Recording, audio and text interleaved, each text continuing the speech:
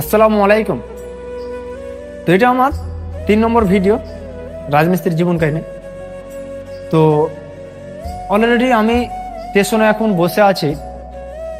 বসে থাকতে থাকতে আমাকে এক কাকু এসে বলল যে কোথায় যাবে। আমি তখন বললাম কাজে যাব। তো ও বলছে একা কেন? তখন আমি বললাম আমার সঙ্গে অনেকজন ছিল, বা কাকু আমাকে বলেছিল নিয়ে যাব। তা আমি ঘুমিয়ে গেছিলাম, সেই কারণে কিন্তু আমাকে নিয়ে যাওয়া হয়নি বা নিয়ে যায়নি। তো আমি এখন একা কি করব ভেবে পাচ্ছিলাম। তো কাকু আমাকে বললো যে আমার সাথে যাবি কাজে। আমি তখন বললাম যে হ্যাঁ যাব। তো আমি তার সঙ্গে গেলাম, গিয়ে কাজের সাইডে নিয়ে গেল। আমি কাজ দেখছি এইভাবে তাকে, যে এত উঁচু কাজ আর এত উঁচুতে আমি কিভাবে চড়বো।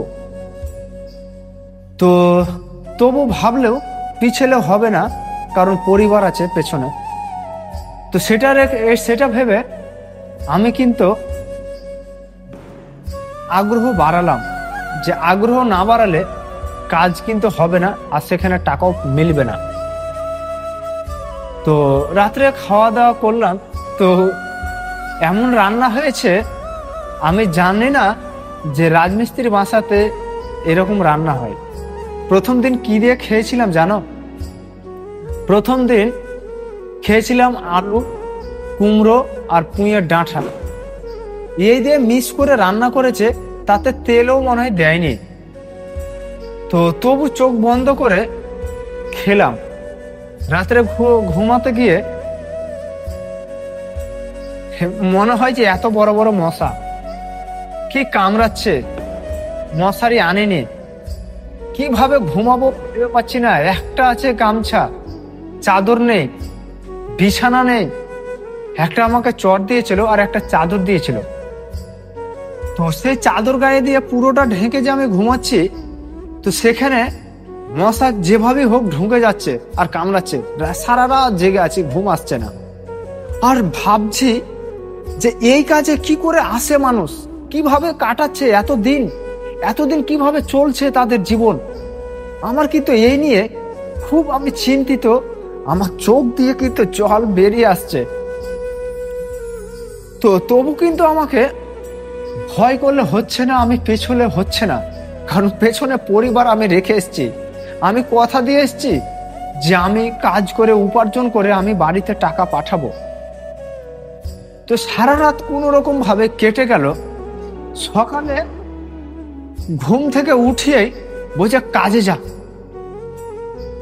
তো খেতে দিচ্ছে না, খেতে পাচ্ছি না বা খেতে দেয়নি। দুটো মুড়ি দিয়েছে আর একটু ঘুগনি দিয়েছে, বলছে এটা খেয়ে চলে যা। তো সেই খেয়ে কি কাজ করতে পারি? তবু সেই কষ্ট করে খেলাম, চোখ দিয়ে জল বেরিয়ে আসছে। তবু কিন্তু খাচ্ছি আর বাড়ির কথা মনে করছি, যে জীবনটা মানুষ গরিব জীবন কিভাবে কষ্টে কাটে সেটা কিন্তু তিলে তিলে বুঝতে পারছি। তো কাজে লাগতে গিয়ে আমি কি করে কাজ করব সেটাও খুঁজে পাচ্ছি না। আমার কাছে কোনো জিনিস চাইছে, আমার কাছে আমাকে প্রথমে কোদাল এগুলো তো জানে, কিন্তু আরো যন্ত্রের নাম আছে সেগুলো কিন্তু আমি জানি না মোটেও। আর প্রথমে কিন্তু আমাকে একটা সিমেন্ট বস্তা তুলতে বলছে। তা আমি তখন বললাম, এক কাকু কিন্তু পাশে যখন বলছে যেহেতু ছোট এ সিমেন্ট পারবে না। তো কথাটা শুনে আমাকে কিন্তু একটু ভালো লাগলো, যে অন্তত কারোর মনে তো একটু মায়া আছে। তো ও কিন্তু বললো যে ঠিক আছে আমি তুলে দিচ্ছি। তো আমাকে মশলা মাখাতে দিল। তো মশলাটা আমি মাখাতে গিয়ে মশলা কিন্তু মিক্স হচ্ছে না ঠিক মতন।